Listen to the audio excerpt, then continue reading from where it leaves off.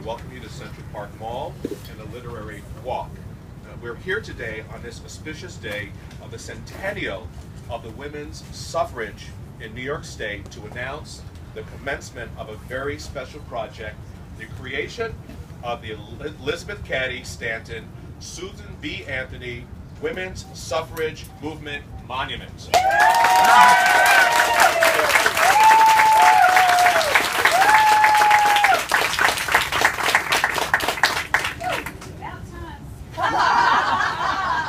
if you don't know the backstory, I don't know where it was, Pam, but Pam Elam approached me at some meeting and said, "Commissioner, do you know there is not a statue or monument to real women in Central Park?" And I looked at her saying, that can't be right.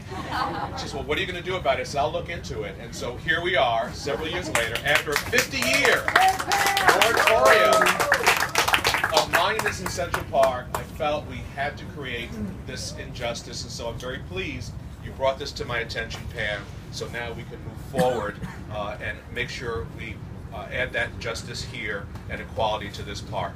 With us to dedicate the monument site and celebrate this project, I'd like to thank our partners on making this statue a reality. First and foremost, the Manhattan Borough President, Gail Brewer.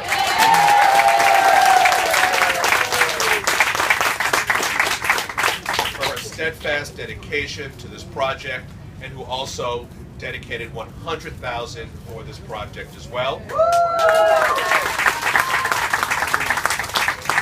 Of course, for initiating and steering this monument project, and very, very passionate, persuasive, both Pam Elam and Colleen Jenkins.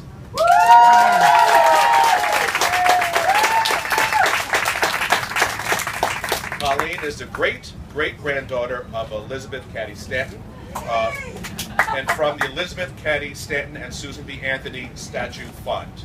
We also have Heather Nessel, President of the New York Life Insurance Company. I want to thank the foundation of the New York Life Insurance Company for its generous $500,000 challenge grant helping to fund this project.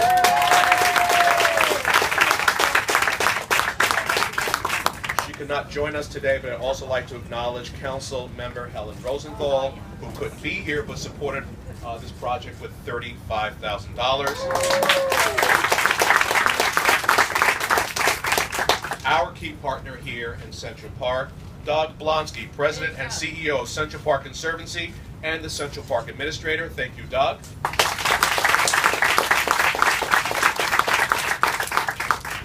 And of course, the Girl Scouts, who dedicated funds.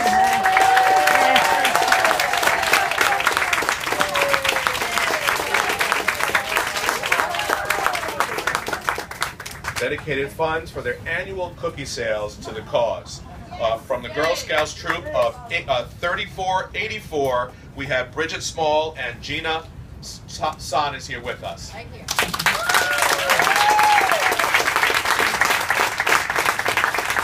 And from Girl Scout troop 3482, we have Jensen Meyer and Patricia Walker.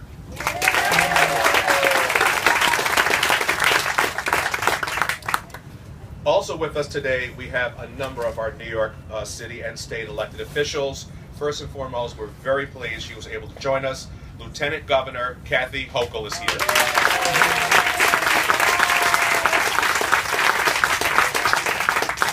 Our beloved Congresswoman and my good friend, Carolyn Maloney.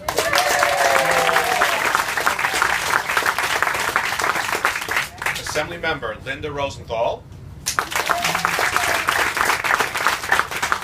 Assemblymember Dan Court, Assemblymember Danny O'Donnell,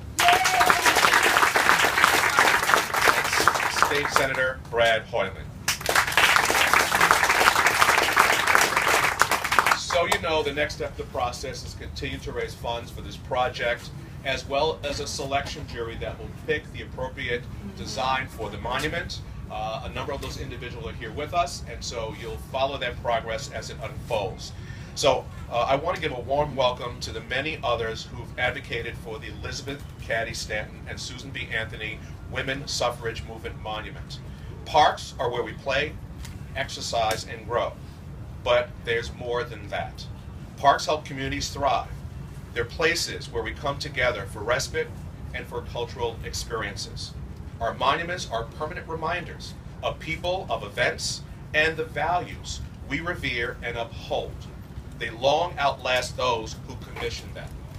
In our city parks, we have 850 monuments.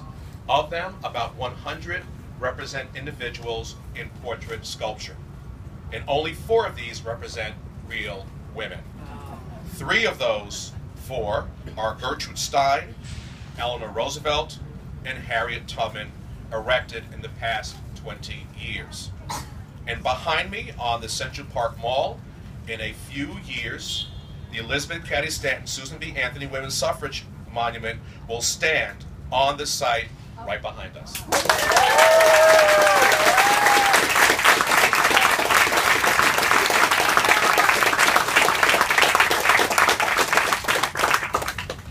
This monument will celebrate not only these pioneering women, but the women's rights movement as a whole and the thousands of women who fought for equality as part of this diverse movement. The monument will be the first of the figurative pieces depicting real women in Central Park.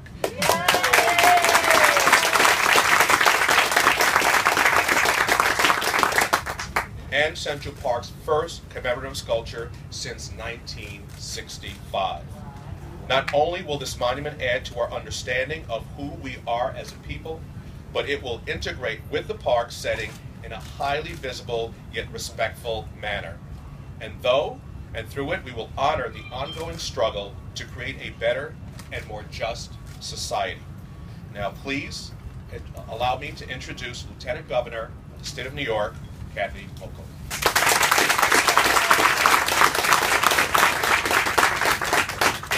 Thank you, Commissioner, and the elected officials, President, particularly my good friend, Borough President Gail Brewer. Thank you for allowing me and inviting me to this event today.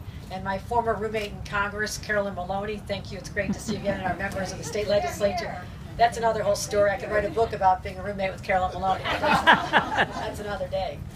I, as chairperson of the Women's Suffrage Centennial Commission for the entire state of New York, could not be more proud to be here on this day, the exact day that 100 years ago, men went to the ballot box and voted to grant women the right to vote for the first time in history. And that is a significant day. I'm delighted to have this event here. And if you look around the skies tonight, you'll see many of our landmarks lit up in the color purple, the color of suffrage, so make sure you don't miss that. All across the state of New York, from Buffalo to Syracuse to Rochester, Albany, Niagara Falls, and our great monuments here in the city of New York. But that's one day. What I want to talk about is the fact that today is the first day of the next 100 years. We have inherited the torch that was passed to us by women and some enlightened men who fought so long, over 70 years, since they boldly came up with the idea in Seneca Falls in 1848 that yes, women should have equality at the ballot box.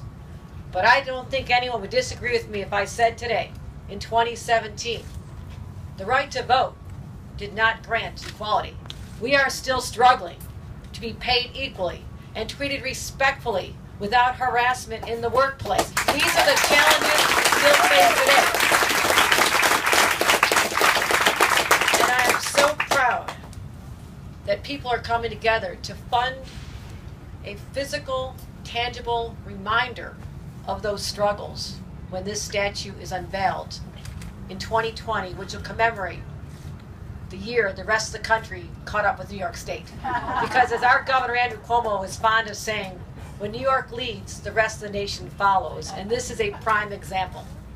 So I want young women, the Girl Scouts, and I want to thank everybody here. If you keep eating Thin Mints, we can get this done a lot faster. And I'm willing to step up and give me a box right now. I'll pay you. I can polish that off without any problem. Let's work together. Let's get this done. Let the next generation work with us and see.